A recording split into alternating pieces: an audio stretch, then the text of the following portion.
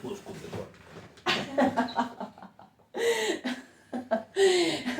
Inge, buena tarde, después de una ausencia larga. Sí, buenas tardes, hija. Nuevamente estamos aquí. Desafortunadamente, las ocupaciones no nos permitieron cumplir con el tiempo establecido de la segunda parte de avalúo de obras de arte, pero bien, aquí estamos. Bueno, sí, les pedimos obviamente una disculpa porque habíamos hablado de hacer dos cafecitos, de tratar de hacer un cafecito expreso y debíamos obviamente el café normal de fin de mes, pero bueno, es que el Inge ha estado muy ocupado y entonces la cosa se nos complicó, pero aquí estamos. Igual ustedes saben que los cafecitos quedan ahí en la cuenta de WR en Instagram, que los estamos subiendo también a YouTube, al canal de YouTube, para que también, si quieren, pueden ir allá para que se inscriban y se suscriban, perdón, y los puedan observar. Bueno, ¿cómo has estado antes de entrar en materia? No, muy bien, como siempre, muy contento. Pues afortunadamente hemos tenido muchísimo trabajo y han llegado trabajos interesantes que han obligado a hacer investigación, a repasar apuntes, a consultar con colegas, pero muy contento, sí, afortunadamente mucho trabajo. Bueno, las ventajas de uno poder estar como muy atento a la academia es que cuando llegan esos trabajitos desafiantes, uno tiene la posibilidad de hacer una minería de datos interesante y saber a dónde acudir para recuperar esos conceptos que están por allá en lo más profundo del cerebro, que hace rato no salen. Sí, claro, porque el tema de avalúo de obras de arte no es una situación muy cotidiana, de muy común o frecuente ocurrencia, porque recuerda que tal vez lo último que hicimos de avalúo de obras de arte, si la memoria no me falla, fue tal vez en febrero de este año, que evaluamos unas esculturas para un negocio entre particulares, que recuerdo en este momento es como lo último que hicimos, esa escultura. Porque reitero, esto no es que sea muy usual. Bueno, entonces ya como para entrar un poquito en materia, la vez pasada habíamos creo quedado en la autoría de las obras, no recuerdo si fue ahí. Sí, nosotros en el café pasado tuvimos como punto de referencia a nuestra amiga Gioconda, las técnicas que utilizó Leonardo en su momento, dimos algunos parámetros de por qué esa obra, que sin ser la mejor obra técnica elaborada por Leonardo, ni siquiera pues considerada dentro de las mejores obras como creación artística a nivel mundial, es quizá la más valiosa. Sí. Pero contábamos, acuérdense que primero pues la técnica que había utilizado y el material que había utilizado el pintor, que era el esfumato, y el hecho claro de la pérdida o del robo de la obra en 1911 por el italiano Perugia, que aducía que como era una obra italiana debería estar en Italia. Y recuerden que incluso en el Museo del Louvre se dieron cuenta del robo de la obra a los 3 días. Y ahí, a partir de ahí, pues elaboramos algunos conceptos respecto a los planos que se deben analizar. Hay un plano superior principal, un plano inferior, digamos, de mayor trascendencia, y en términos verticales, pues hablábamos de un izquierdo y un derecho, y hablábamos que el de mayor trascendencia era el derecho, y en conclusión decíamos que en términos visuales la parte de la obra que más valor tiene es la de la inferior derecha. Bueno, habíamos empezado a tocar un poquitico los temas de los principios valuatorios que deben aplicarse para estos bienes particulares. Sí, aquí es importante hacer una claridad. Toda valoración tiene en sí misma un alto grado de incertidumbre si no está sujeto a un modelo econométrico. En el mercado del arte la situación es una mayor incertidumbre, un mayor grado o coeficiente de indiferencia, le llaman algunos, porque realmente en el análisis del avalúo de obras de arte uno no puede hacer a un lado la existencia de dos mercados. Un mercado primario que se utiliza, incluso en los últimos 10 años, ha cobrado una inusitada importancia, porque el artista ha tratado de vender su obra directamente, evitando el intermediario. Porque la costumbre en las galerías de arte y cuando se hacen algunas subastas es que la empresa subastadora o el intermediario se queda con porcentajes entre el 30 y el 60% del valor total de la obra. Entonces existe un mercado, un mercado primario, que es el que hace directamente el artista que se va dando. Y esto tenemos un ejemplo muy real, tal vez en los últimos años, del maestro Botero, en el que él directamente gestionaba la venta de sus obras. Claro, estamos hablando de un artista superlativo al que incluso muchas veces sin hacer la obra, él lo llamaban por encargo y le pedían de tal ciudad una obra monumental en términos de escultura o de pintura. Pero ese es un ejemplo de los muchos que pudiéramos tener en los que el artista ya está tratando de evitar el intermediario para que el valor real de su trabajo sea reconocido en el momento de la negociación de una obra de arte. Y hay un mercado secundario que es el que definitivamente más se consulta por parte de los evaluadores y que hace referencia a los precios en los cuales se han subastado algunas obras, puede que no del mismo artista, pero digamos de pronto de técnicas parecidas, de tamaño de obras, de periodos de ejecución, de temas, estilos, materiales, que es el secundario y es el que usualmente uno maneja. En Colombia hay una revista que se llama Anticuario de Arte, donde hay una selección de pintores que deben tener una condición básica, y es que por lo menos han debido hacer una exposición, así sea a nivel local.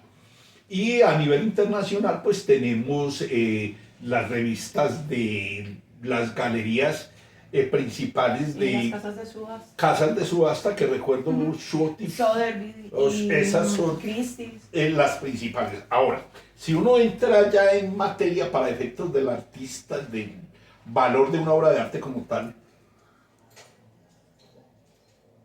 es importante tener claridad en lo siguiente.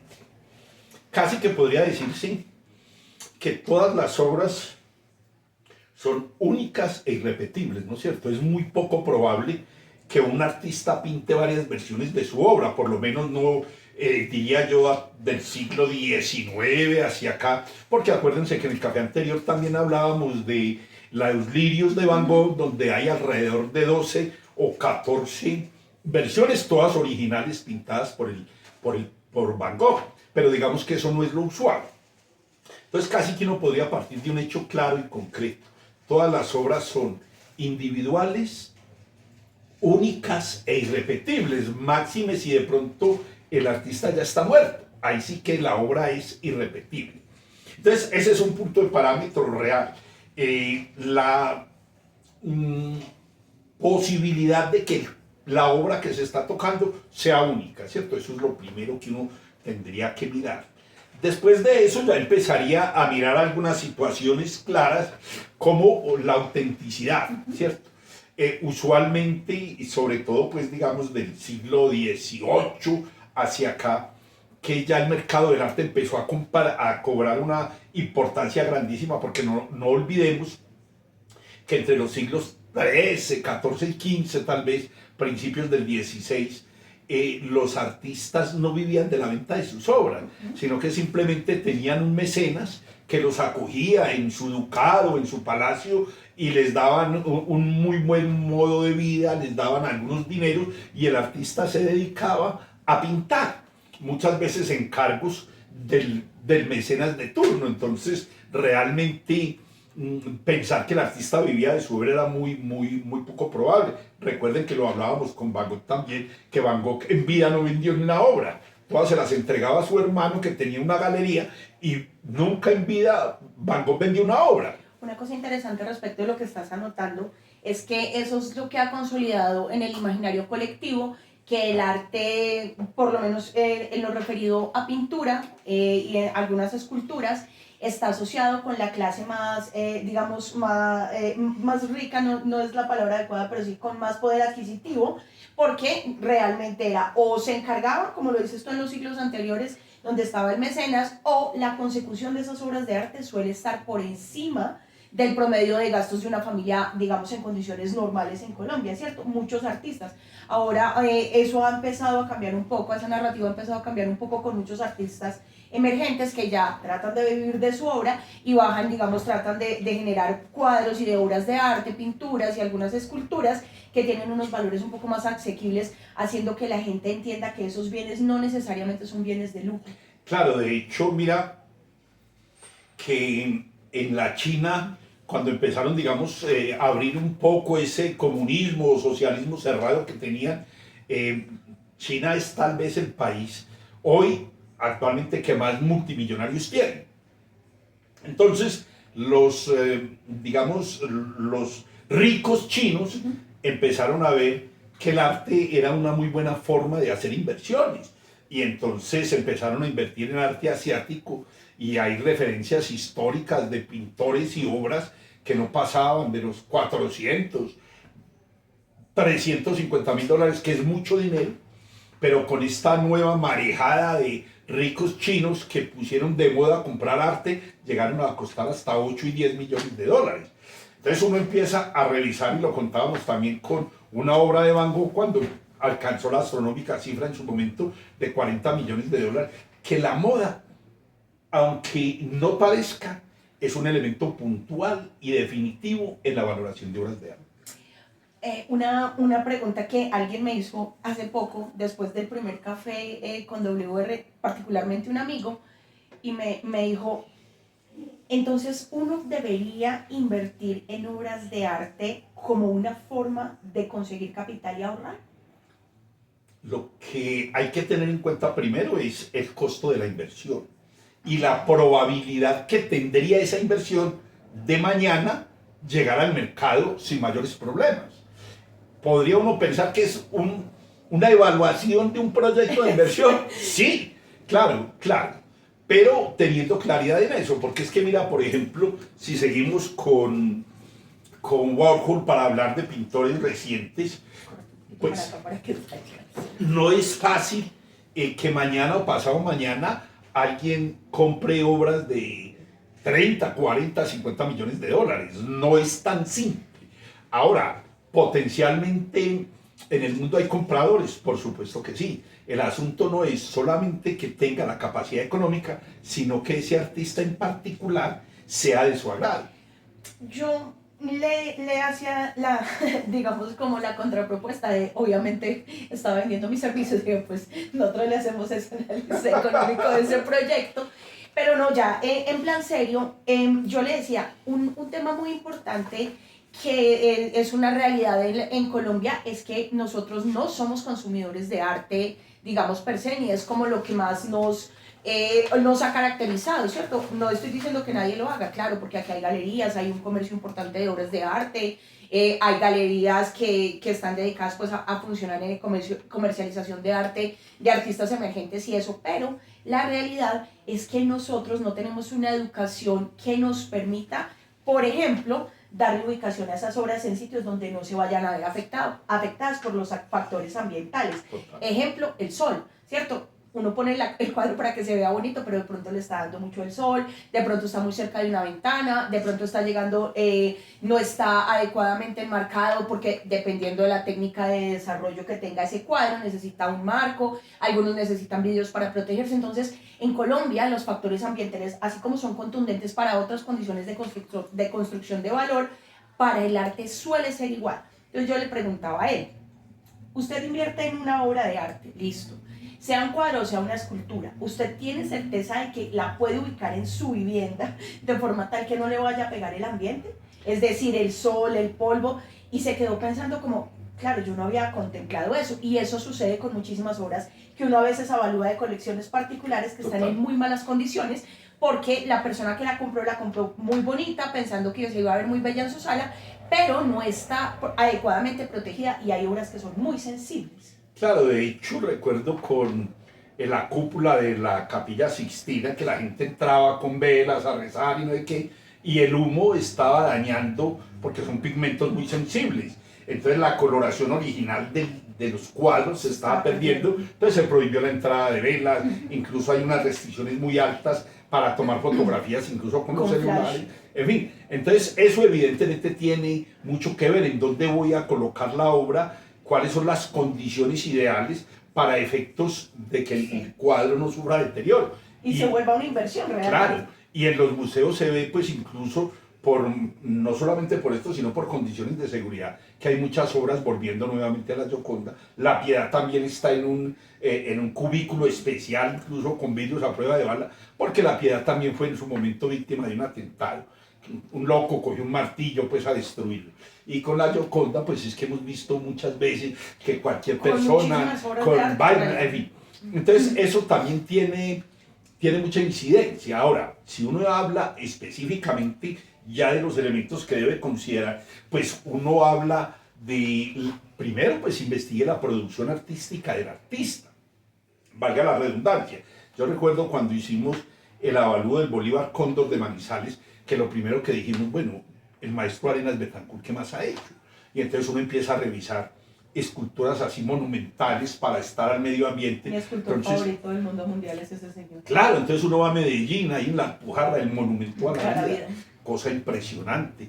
Va a Pereira, el Bolívar desnudo, impresionante, el monumento al pantano de Vargas, y entonces uno ve esas obras monumentales y empieza a mirar las características que el artista ha tenido en esos otros... en esas otras producciones así de colosales dimensiones, si se podría decir.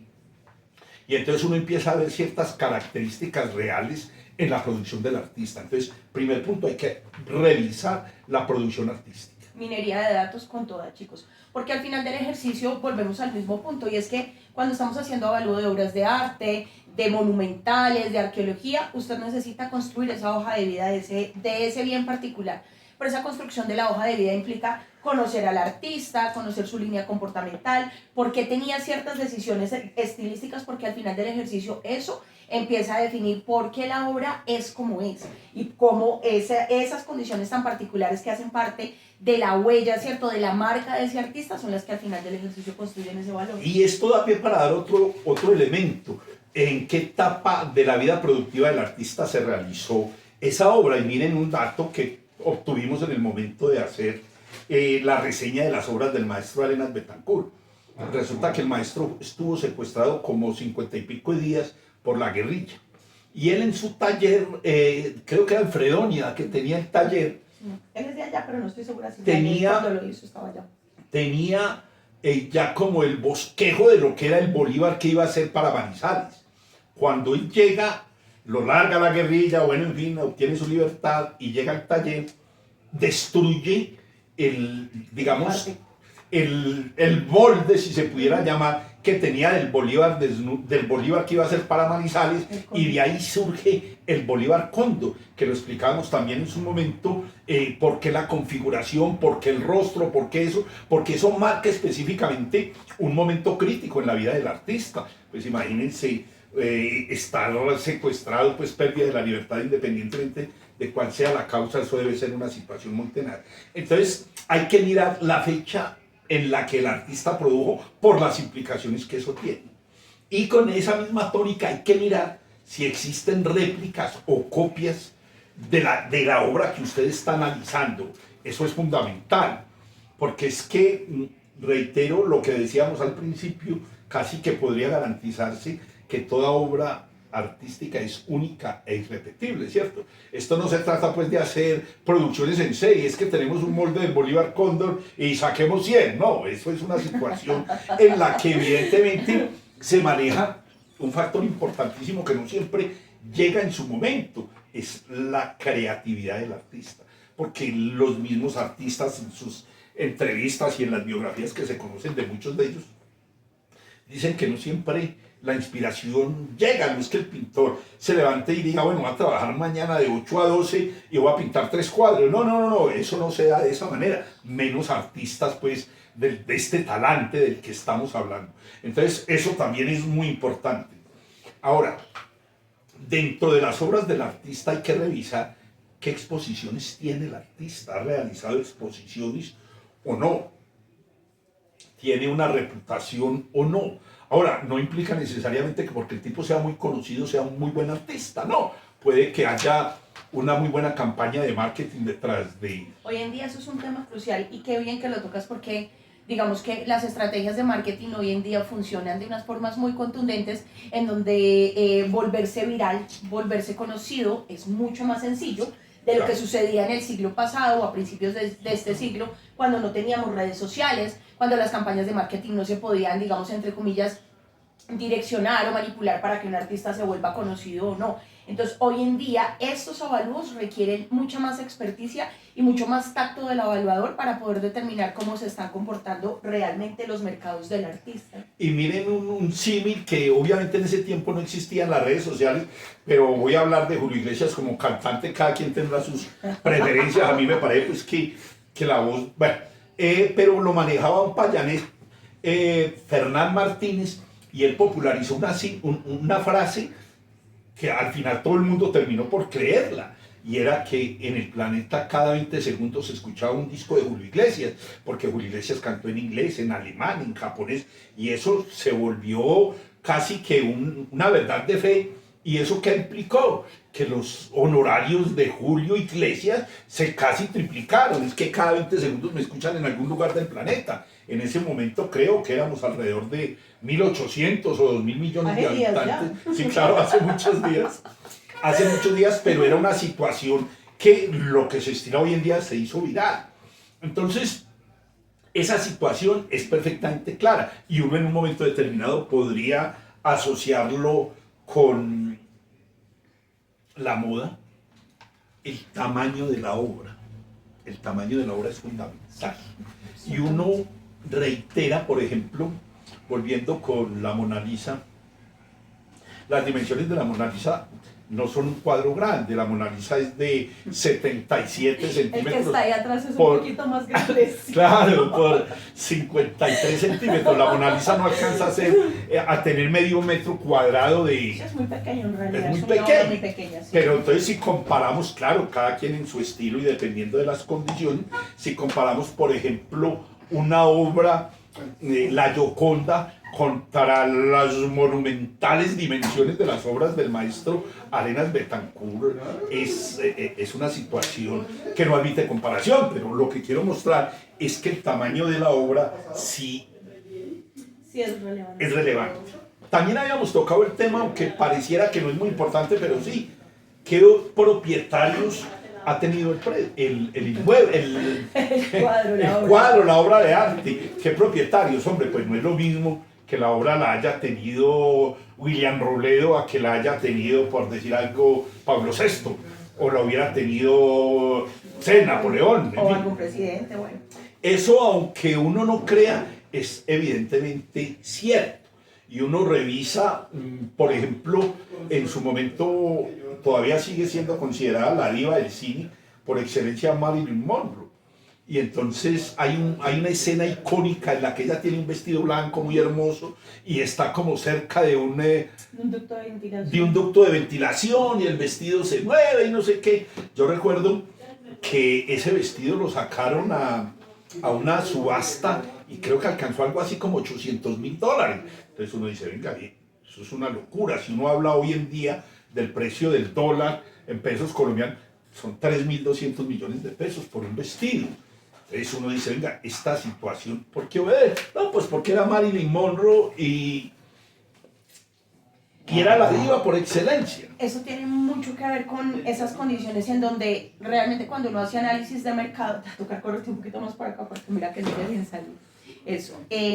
Cuando uno hace esos análisis de mercado es en realidad, digamos, una condición particular del evaluador poder determinar en dónde están esas pequeñas manipulaciones del mercado, porque sucede en cualquier tipo de avalúo que uno haga.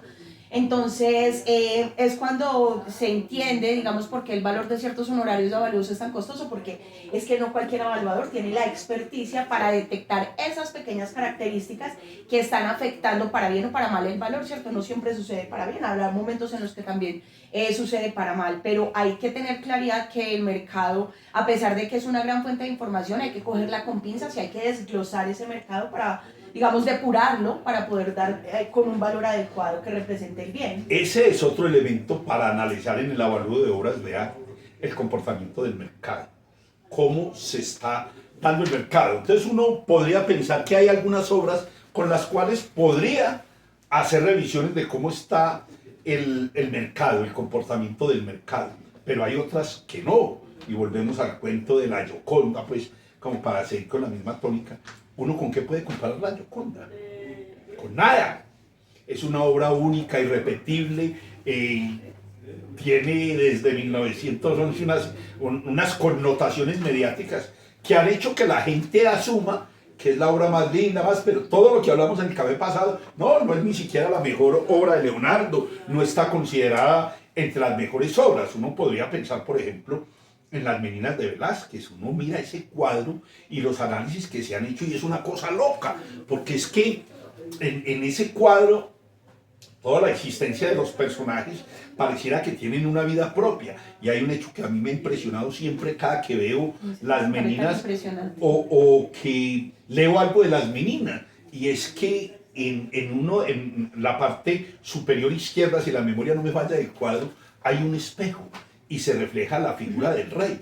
Pues yo digo, mire la creatividad y la capacidad del pintor que se imagina, porque es que recuerden que el espejo le devuelve a uno la figura contraria, ¿cierto? Lo que yo muestro en mi mano derecha es la mano izquierda. Entonces miren la genialidad de Velázquez imaginándose un cuadro, un espejo y reflejando la figura del rey. Eso es una situación que eso me parece a mí que sí es genialidad.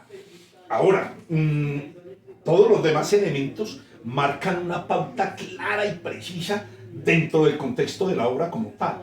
Pero lo que decíamos en el primer café, reitero, es mi opinión personal, respeto todas las demás, ni más faltaba, que la Gioconda es un cuadro muy normal. Es que hablábamos que le atribuían algunas técnicas nuevas. Lo único que hizo Leonardo nuevo fue el material. Lo demás, que el cuadro usted va caminando y que pareciera que lo mira, no, eso venía desde 3 o 4 siglos anteriores. Entonces, todo eso no es que yo pretenda demeritar la obra del pintor, lo que estoy hablando es como evaluador, basado en que en textos históricos. Una cosa interesante respecto a eso que tú estás contando es que aquí, en este caso particular de las obras de arte, pero también en lo que sucede con el tema referido a monumentos históricos, a patrimoniales, es que aquí estamos hablando de diferentes valores.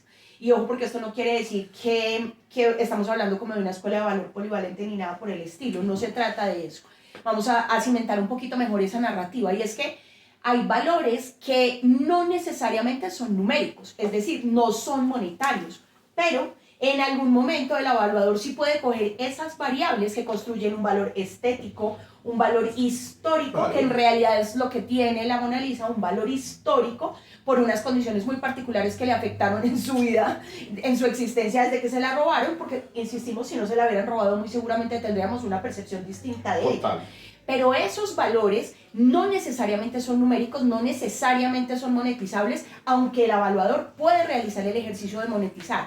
Sin embargo, ¿a qué vamos con esto? A que estos avalúos son avalúos muy especiales, porque habrá obras de arte, habrá algunos monumentos, habrá algunas casas de conservación y estos bienes de interés cultural que son susceptibles de encontrar esos otros valores, el histórico, el estético, ¿cierto? Y ya, aparte, eso no debería necesariamente influir en un valor monetario. Claro, pero mira, por ejemplo, conozco de primera mano a un pintor chocuano, Alarico V Murillo. Y yo he escuchado historias de ese señor. Alarico pues acá en la casa. V estaba iniciando su actividad artística, tratando de vivir de ella, y en ese tiempo en el Parque de los Periodistas había pintores que iban y llevaban sus cuadros y la gente los negociaba. De los periodistas de la ciudad de Bogotá. De la ciudad de Bogotá. En la 19 con séptima quedaba ese parque, o 20.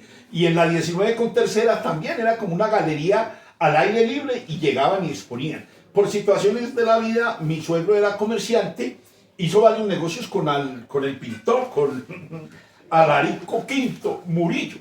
Y estamos hablando por allá de la época de 1978, 80 quizá. Y mi suegro se quedó como con 10 o 12 obras de Alarico. Alarico se fue para Venezuela, le dieron chance, hizo una exposición en Panamá y la rompió. Alarico rompió y se volvió un pintor conocido. ¿Qué término tan moderno? Como que la rompió, no sea lindo en la vida. Luego se vino a Venezuela y la siguió rompiendo.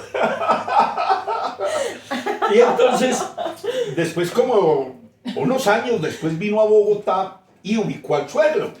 Le digo, venga, yo le compro las obras, las mías se las compro. Las originales. Claro, y por decir algo, mi suegro se las había recibido las 8 o 10 obras, por dar una cifra cualquiera, 100.000 pesos de la época, que no era una cifra muy grande para la calidad de la obra. Y cuando Alarico volvió a los 8 o 10 años, creo que le vendió cada obra como a 6 o 7 millones de pesos.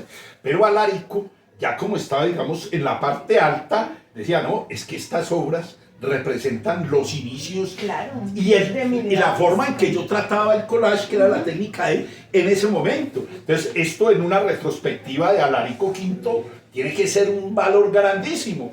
Y eso es de lo que hablábamos inicialmente, del mercado primario y secundario, que no puede ser olvidado en el momento de determinar valores.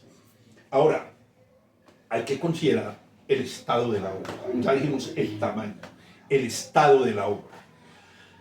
No todos los pigmentos que se utilizan, no todas las técnicas sobreviven al paso del tiempo y sus inclemencias, ¿no es cierto? Habrá cuadros, como el de la Gioconda, para seguir hablando del mismo cuadro, que ha tenido un par de restauraciones y casi que se han vuelto a los colores originales. Y leí esta semana un datico que me pareció muy importante del cuadro de Leonardo.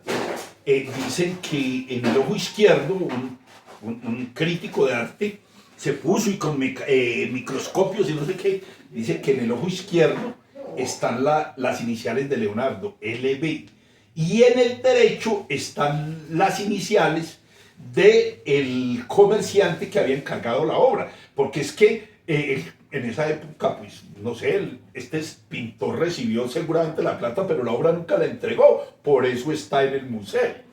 Entonces, todo ese tipo de situaciones sigo insistiendo en que hacen que la obra sea única e irrepetible, ¿no es cierto? Entonces, el estado de la obra es importantísimo. Si es una escultura, volvamos al caso del maestro Arenas Betancourt, todas expuestas al medio ambiente, y uno mira, por ejemplo, el cóndor, el Bolívar Cóndor de Manizales, y yo cada que voy me parece más... Envejeciendo regio como los grandes vinos. Me parece más espectacular la obra, todo lo que la obra simboliza, Bolívar en un pie, bueno, en fin. Todas esas situaciones hacen que al momento de cuantificar el valor de la obra se tenga en cuenta. Ahora, ¿es difícil tasar las obras de arte? Sí. El factor de autenticidad. ¿Cómo hace uno para garantizar que la obra es auténtica? Pues debe tener, reitero, del siglo XIX, XVIII para acá, cada obra está certificada por el autor en la gran mayoría de los casos. Y si no, pues un curador de arte. Esto da pie para muchas cosas, porque yo no recuerdo si en el café pasado les contamos la anécdota de Picasso, cuando ganó un concurso en París en el Museo del Louvre, y Picasso llegó y vio la obra y se fue y la acomodó, había ganado. Así que estaba mal puesta. Estaba mal puesta. Y otra más simpática, como para demostrar la importancia de la autenticidad. En Inglaterra hicieron, cuenta la hija de Charles Chaplin, un concurso para buscar el más parecido a Charles Chaplin. Se presentó el original y quedó de cuarto. Entonces uno dice, venga, ¿con qué criterio se hace la autenticación o la certificación de que esa obra es la original? Debe haber una certificación, bien sea de un curador de obras, del mismo pintor, de alguien de la familia, de un museo. Ahora con el maestro Botero, el hijo de él es el que está dando, el hijo y la hija, Ailina, son los que están dando, parece que conocían muy bien la obra del padre y son los que están dando fe de la autenticidad de las obras, porque han salido falsificaciones de todo tipo. En ese tema de autenticidad es, digamos, muy importante contar que la mayoría de los museos que tienen obviamente aseguradas una gran parte de las obras, por lo menos de las obras que son de artistas muy contundentes o muy representativos, una condición muy particular de la forma en la que se enmarcan esas obras tiene que ver con tratar de resguardar ciertos rasgos que garantizan esa autenticidad. A veces puede ser la firma del artista, otras veces pueden ser algunos datos particulares que están, digamos, que quedan puestos sobre los lienzos que se utilizan, y los marcos normalmente guardan esa información para evitar las falsificaciones, ¿cierto? Que son muy comunes. Entonces, cuando se trata de contrarrestar la información entre una supuesta falsificación o una obra respecto de la original, esas personas que son especialistas en curaduría de arte son los que buscan esos rasgos que no están expuestos al público. De hecho, incluso el análisis de los materiales y de las técnicas también ubican la época en la temporalidad, correcto, en la que supuestamente se hizo la obra.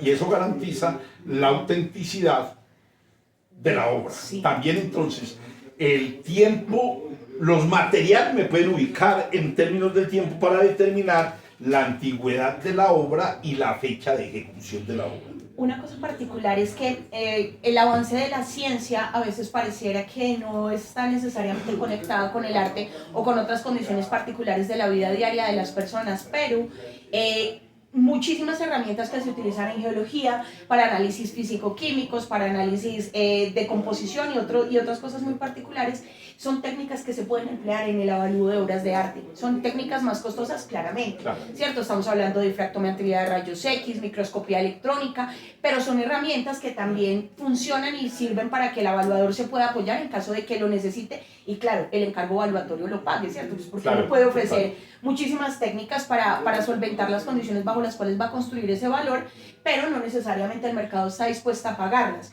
¿A qué voy con esto? A que nosotros hemos sido muy consistentes en decirles, ojo, porque hay avalúos que son parte de un trabajo interdisciplinario, se requiere sí o sí una cantidad de profesionales de diferentes ramas y diferentes áreas, pero no necesariamente siempre son las mismas. Por ejemplo, uno podría apoyarse de microscopía electrónica, no es lo que uno espera encontrar en una obra de arte, ¿cierto? Normalmente buscaría solo al curador de arte, pero si el encargo evaluatorio lo permite y se requiere garantizar, digamos, la autenticidad, el tiempo de los materiales utilizados, uno puede acudir a otras técnicas que ayudan a cimentar esa construcción de valor. Y eso, hija, sirve para garantizar y seguir siendo enfáticos en que la actividad evaluatoria es una actividad multidisciplinaria. Sí.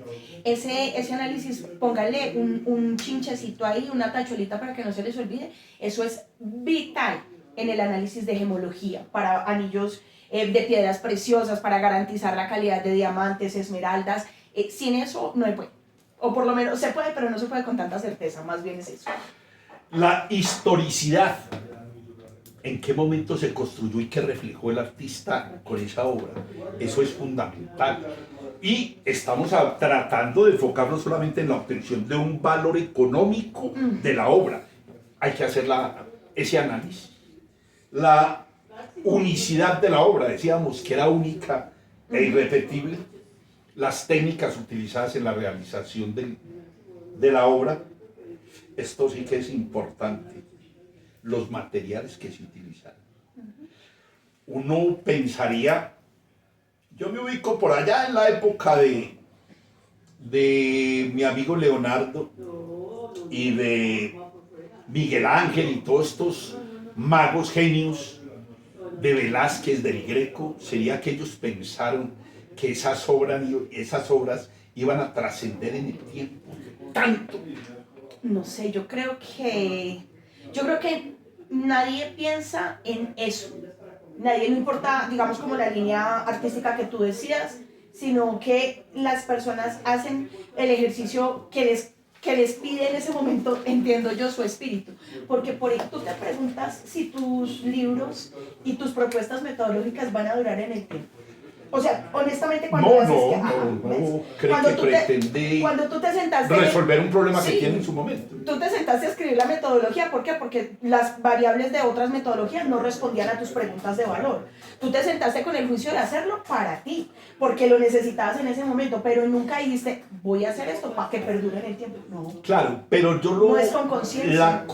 La pregunta, ¿por qué? Porque es que eso implicaba la generación de nuevos materiales para el trabajo. Volvamos al mismo caso del espumato, porque es que ¿cuánto tiempo va a durar esta obra? ¿Por cuánto tiempo va a permanecer la nitidez de los colores? Eso implicó, yo diría que en el caso de la Gioconda sí, porque es que es cuando él genera el empleo de ese nuevo material. Entonces yo sí creo que él estaba pensando en que la obra iba a perdurar en el tiempo. Pero es que mira que ahí es un caso muy particular porque estamos hablando de un científico. Sí, sí, claro. ¿Cierto? Claro. O sea, él tenía otras condiciones y digamos su inquietud intelectual lo llevaba a otras condiciones particulares, porque yo no creo que un artista lo hubiera pensado, lo hubiera hecho pensando en trascender en el tiempo, no, no creo. Si esa obra se fuese a negociar, sigamos en esa misma línea, ¿cuánto tiempo tardaría en venderse? Yo creo que en este mundo de influencers y de redes sociales se vendería muy rápido. En este momento sí, en su momento. O sea, estamos Ah, hablando... ya, ok, entendí mal la pregunta. Sí, es posible que no. Es posible que no, no sé. Seguramente no. Seguramente que no. Digamos que esto en términos generales es lo que uno podría hacer.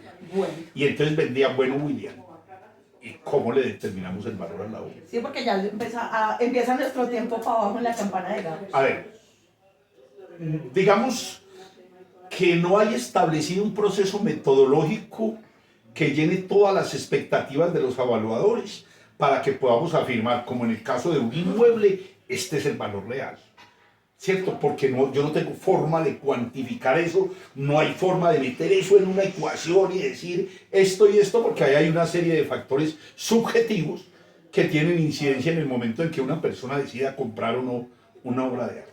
Yo te voy a detener ahí, porque lo primero que hay que tener claridad es que en estas construcciones de valor, donde el valor no necesariamente obedece al mercado como tal, o no es la única manera de explicar ese valor, entonces dejamos de hablar de estadística, digamos entre comillas, un poquito más básica y más tranquila, que tiene que ver con medidas de tendencia central, y empezamos a hablar de estadística multivariada. Pero hay una situación, reitero, no es válido uno casarse con algún proceso como tal, porque todos tienen incertidumbre. Anteriormente en Europa, y pues nosotros tenemos que hablar de Europa porque pues digamos llevan 5 o 6 siglos de cultura y allá fue donde se empezó a negociar las obras de arte. Acuérdense de la época del Renacimiento, que se generaron todos estos pintores que todavía hoy persisten y se admiran sus obras. Alguien empezó a revisar los precios en los que se habían vendido algunas obras. Pero aquí hay que ser claro en que eso no siempre fue objetivo. Porque, reitero, habíamos dicho que algunos pintores estaban apoyados por un mecenas que les garantizaba su modus vivendi tranquilo, sin problema, y después donaban obras y alguien les ponía precio. Entonces, ¿qué dijeron? Por ejemplo, el caso de la Gioconda. La Gioconda son 77 centímetros por 53, eso es como 0.45 metros cuadrados, menos de la mitad de un metro cuadrado. Y entonces empezaron a decir, bueno, si esta obra se vendió, por dar un ejemplo cualquiera, en 100 millones y tiene 50 decímetros cuadrados, pues cada decímetro cuadrado me vale 2 millones. Ese fue el punto de partida, ¿cierto? A eso le adicionaron estudios de mercado de obras que se habían subastado, de algunos datos de colecciones privadas, y entonces determinaron, por ejemplo, que un decímetro cuadrado, un centímetro cuadrado de una obra de Leonardo valía 2 millones de dólares, y con ese criterio se tasaron las obras de Leonardo. Muchas. La Gioconda no, porque lo dijimos, es una vaina que otra historia. Por sus condiciones específicas, eso no tiene valor, así se tasó. Pero también esa información se aunó con pintores de la época, de pronto con información del cuadro, no vamos a mirar si eran mejores o no del pintor en cuestión, pero eso me dio una información que determinó que el metro cuadrado de pinturas al óleo de 1800 o de 1500 a 1.700 valía tanto el centímetro cuadrado. Esa fue una forma de hacerlo. Buena o no, no sé, pero era una forma de evaluar, ¿cierto? Pero resulta que surgieron protestas artísticas, decían, en América, y obviamente, digamos que el norte lo han marcado los Estados Unidos. Y entonces con unas mediciones que hicieron de unas tablas de honorarios que tenían en los Estados Unidos, basados en obras que los artistas habían manejado su mercado primario y las habían vendido, y determinaron que la obra de un artista podría valer entre $36 y $1.400 por hora. Entonces allá decían, no, este cuadro no vale 1.000 millones de pesos o 500 unidades monetarias, 1.000 unidades monetarias, sino que empezó la tendencia, el valor de esa obra está entre 800 y 1.200 unidades monetarias. ¿Qué digo yo cuando leo esa literatura? Venga, aquí lo que estaban reconociendo es que esto era tan inexacto que están dando un coeficiente de variación supremamente alto, casi que del 30%. Entonces empiezan a decir, sí, ¿usted cuánto invirtió? Pero es que uno empieza a ver y dice, venga, pero esta no podría ser una situación lógica, porque es que si uno empezase a tasar, por ejemplo, la balsa Muisca, con ese criterio, esa balsa no la compra nadie, porque es que es una talla manual tan detallada, y en un tan momento, minuciosa. y en un momento donde las técnicas eran absolutamente artesanales. Claro, ¿Cuántas horas de trabajo fueron? Claro, entonces uno dice, sí, no haría valor, estamos hablando de aproximaciones de valor. Pero todo eso lo que permite es que vayamos llegando a tener conocimientos. A mí me parece, particularmente, si yo no puedo hacer análisis de mercado porque es muy escaso por lo que estábamos hablando, me parece que hay una técnica moderna que es muy válida y es hacer un plano cartesiano. ¿Dónde vamos a manejar precio contra calidad artística? ¿Cierto? Okay. A partir de un punto de coordenadas que va a ser el valor mínimo que se ha pagado por una obra de ese artista. Okay. Y en la medida en que la calidad aumente, evidentemente aumenta el precio. Y en el momento en que haya un cruce, ahí ese debe ser el valor de la obra. Claro, yo estoy siendo muy esquemático porque estoy diciendo, cogemos un plano cartesiano, punto de partida. Pero eso sería que la función se comporta de manera lineal. Tu propuesta es que el comportamiento es lineal, ¿sí? Claro, porque, ¿sí lo entiendo adecuadamente? Sí, claro, hija, porque es que en la medida, partiendo de hechos, digamos, lógicos, que en la medida en que el artista vaya produciendo obras, se va generando una mejor calidad, una mayor demanda y evidentemente un mayor precio. Que no sea exacto, sí, totalmente de acuerdo, pero me parece que eso es mucho más exacto que lo que se venía haciendo. Ahora, otra aclaración, no es una propuesta mía, es lo que he leído y me parece que esa es la mejor forma de hacerlo, porque perdóname, ¿cómo hace uno para cuantificar lo que hablábamos del loco ese que compró ese banano pegado por cuánto, $8 millones? No sé, yo no quiero ni pensar en cuánto. Entonces, ¿cómo hace uno para evaluar un banano? No, venga, viejo, eso, para empezar, en mi opinión, eso no puede ser obra de arte, es un maldito banano pegado en un mar. Eso no puede ser una obra de arte, con todo respeto por los que piensan lo contrario, ni más faltaba. Pero viendo los ejemplos que revisé, y que, pues valga la propaganda, en mi libro de avalúo de generalidades y métodos que salió el año pasado, hay un capítulo dedicado a avalúo de obras de arte y bienes de conservación. Viendo todo eso, a mí me parece que ese proceso es por lo menos el más cercano a la realidad, porque yo sigo insistiendo como ingeniero, primero que como evaluador, pues los ingenieros hablamos con números y todo lo reducimos a una ecuación, pero aquí hay una ecuación real con puntos de partida ciertos, obras que se han negociado. Claro, yo sé que vas a decir, papá, y los que no tenemos información, pues habrá que mirar el mercado, cuál es el valor mínimo que me paga para obras con esa técnica. Lo que pasa es que, digamos que ahí tenemos unas diferencias importantes de enfoques y claro, tiene sentido que tengamos diferencias de enfoques porque él es ingeniero y yo no. Claro. Empecemos por ahí. Pero yo con lo que realmente me he casado, que creo que es lo que debería guiar la línea comportamental del evaluador para solucionar esas incógnitas de valor que están ahí, y digo incógnitas en plural porque no es un valor, insisto, no es porque sean diferentes valores, sino que son muchos valores, ¿correcto? Yo creo que lo primero que uno tiene que determinar ahí para decidir cuál es el enfoque, la técnica evaluatoria que va a utilizar o si va a ser una combinación de procesos, es delimitar ese encargo evaluatorio. ¿Por qué digo delimitar el encargo evaluatorio? Porque es que cuando uno delimita el encargo evaluatorio, eso le ayuda a entender en qué rango se van a mover los honorarios. Y eso es crucial.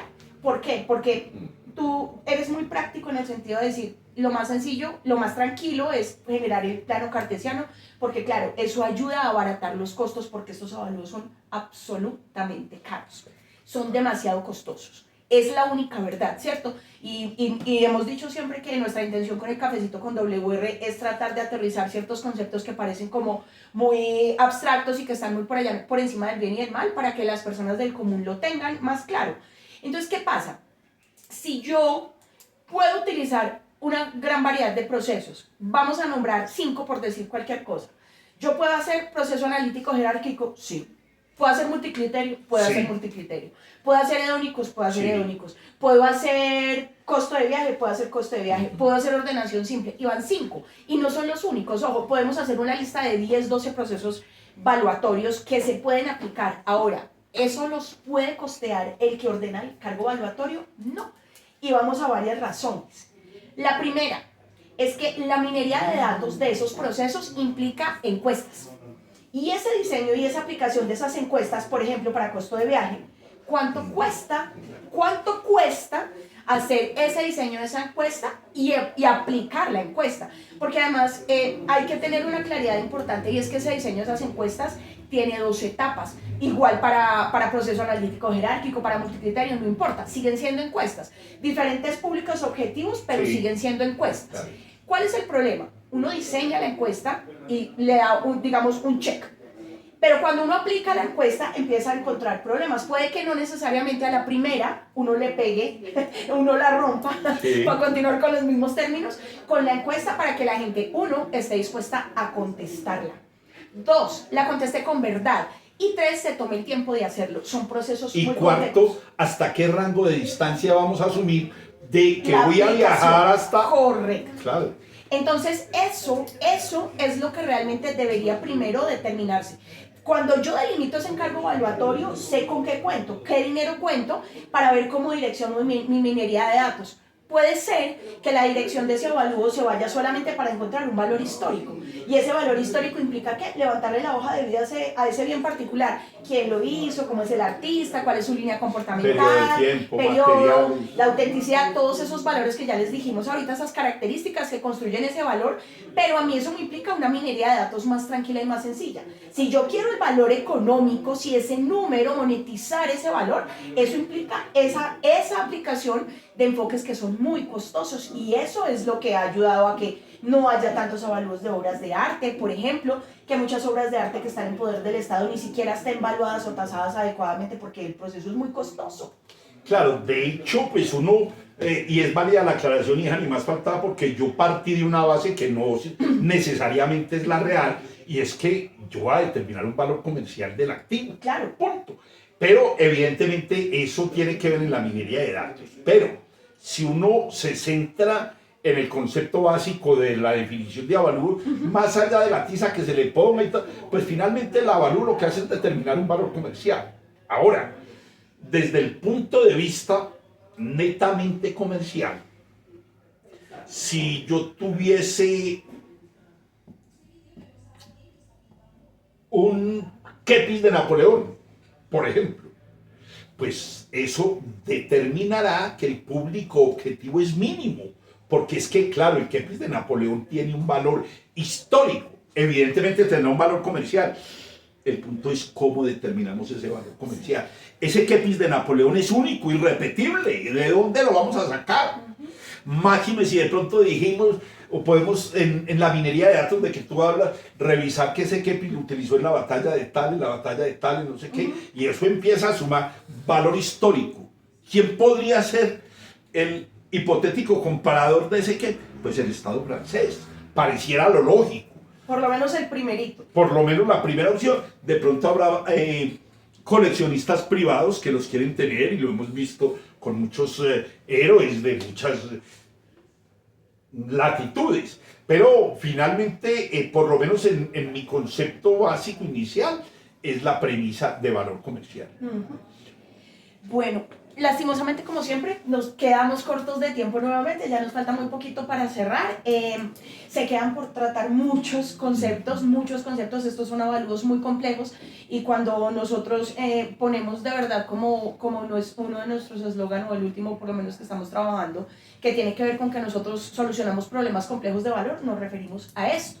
¿Cierto? Porque hay valores que de verdad son muy complicados de obtener y esto no solamente aplica para obras de arte, para espacios monumentales, ni para bienes de interés cultural, sino que en realidad hay inmuebles que también tienen condiciones muy complejas de valor y a eso nos dedicamos. Vamos a pensar para el siguiente café, porque ya serían 3 cafés hablando de obras de arte, nos podríamos tomar todo un año en avalúo de obras de arte, es la verdad, pero vamos a pensarlo como un poquito mejor si seguimos con la misma o no. O si lo mismo que les hemos dicho en otros cafés, si tienen otras sugerencias, por ahí tenemos un par de chismes valuatorios que no hemos tocado, un par de cafés que se han quedado pospuestos por darle atención a este que ustedes nos habían pedido. Entonces, pues si quieren que hablemos de alguna otra cosa, nos cuentan y pues ahí miraremos. Inquietudes, si alguien quiere que le enviemos información, por ejemplo, vuelvo a reiterar, tengo a disposición de ustedes el avalúo del Bolívar Cóndor, que a mí me parece es uno de los mejores trabajos que yo he hecho ya en mi larga carrera profesional, por las condiciones específicas, rompiéndola evidentemente, y es real. Entonces, lo que deseen, con mucho gusto. Nos pueden dejar las preguntas, comentarios. Saben que el video queda guardado en los en vivo que hemos mantenido en Instagram, que los estamos empezando a subir también a YouTube para que vayan y se suscriban al canal de YouTube. Y que abrimos nuestra cuenta en TikTok. Estamos recién llegados a TikTok y allá también estamos poniendo un contenido que es distinto al que ponemos en Instagram para que no quede como que estamos poniendo lo mismo, no. Son contenidos distintos y obviamente también estamos en LinkedIn. Entonces, bueno, por ahí cualquier cosa, cualquier comentario, cualquier duda, nos cuentan que ahí estamos prestos a contestar. Así, por lo menos a tratar de responder con toda objetividad la situación. Ahora, nosotros hablamos desde el punto de la experiencia, no pretendemos pontificar absolutamente nada, ni más faltaba, sino reflejarles a ustedes lo que hemos aprendido en esta larga actividad evaluativa. Por eso chacharíamos con un cafecito tranquilos y relajados. Muchas gracias a las personas que se conectaron, qué pena que no les dimos así como saludo, pero es que teníamos harto por contar hoy, pero muchas gracias a los que se conectaron y agradecemos cualquier like, si lo comparten, si lo guardan, todo eso se les agradece y nos vemos en menos de un mes porque este café estaba, claro. Entonces nos vemos a final de este mes, muchas gracias. Bueno, chao, Inge. Hasta luego.